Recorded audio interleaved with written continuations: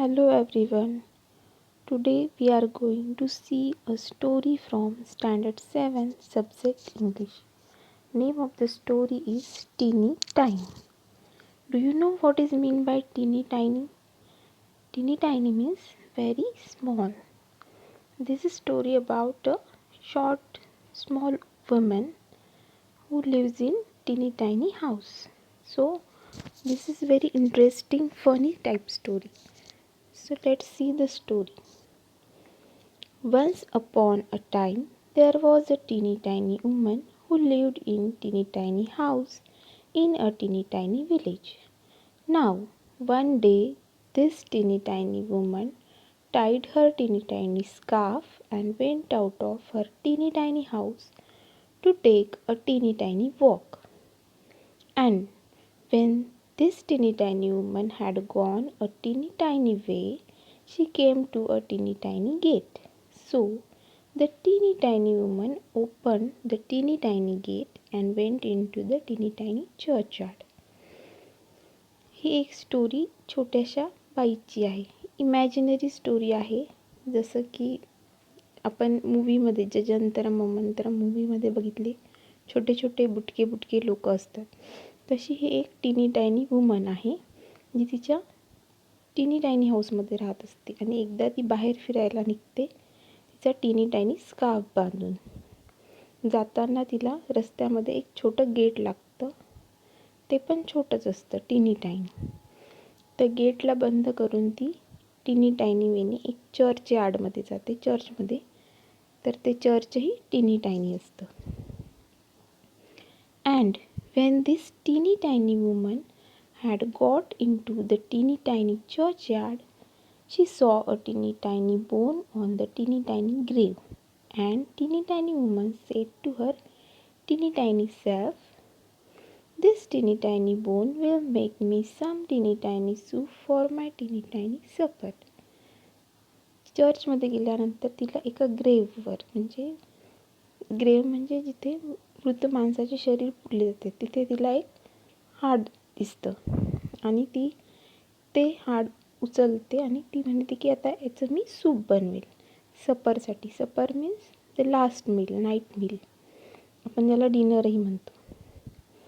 So the teeny tiny woman put the teeny tiny bone into her teeny tiny pocket and went home to her teeny tiny house.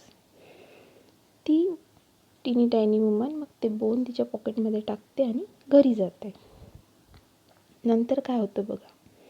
Now when the teeny tiny woman got home to her teeny tiny house she was a teeny tiny bit tired.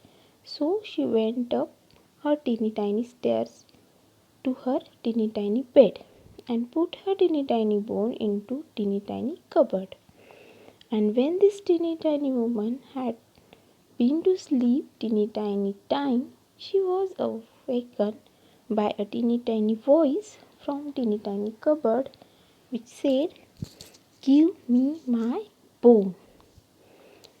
ज्यावेळेस ती woman ती बाई आपल्या घरी जाते आणि तिच्या बेडवर झोपते, छोट्याशा बेडवर. तिच्या घरामध्ये छोटासा बेड, छोटंसं कबड, सगळ्या वस्तू या छोट्या छोट्या असतात. तर ती झोपल्यानंतर तिच्या छोट्याशा कबडमधून तिला आवाज येतो, "give me my bone."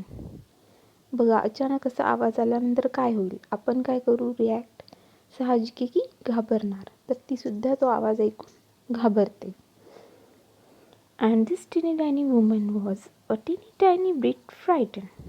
So she हिड हर teeny tiny head under teeny tiny clothes and went to sleep again.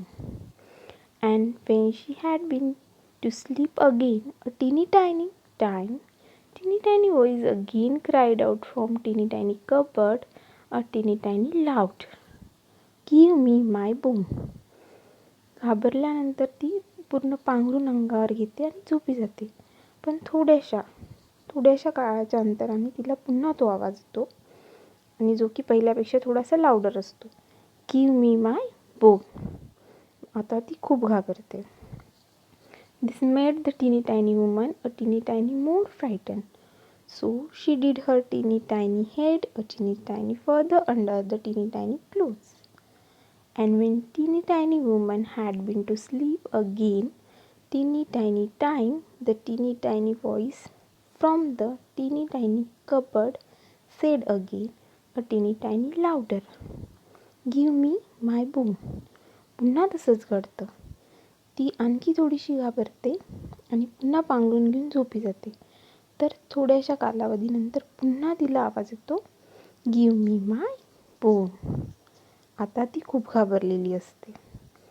And this tiny tiny woman was a tiny tiny bit more frightened, but she put her tiny tiny head out of tiny tiny clothes and said it her loudest tiny tiny voice, take it. शेवटी ती एवढी घाबरते तो आवाज ऐकून की तो आवाज ऐकल्यानंतर ती जेव्हा ते कपाटमधून तिला आवाज येतो गिव मी माय बोन, तर त्यावेळेस ती म्हणते टेक इट आणि झोपी जाते. So this was funny story. ह्याच्यामध्ये टिनी टायनी हे एक ॲडजेक्टिव्ह म्हणून वापरलं आहे.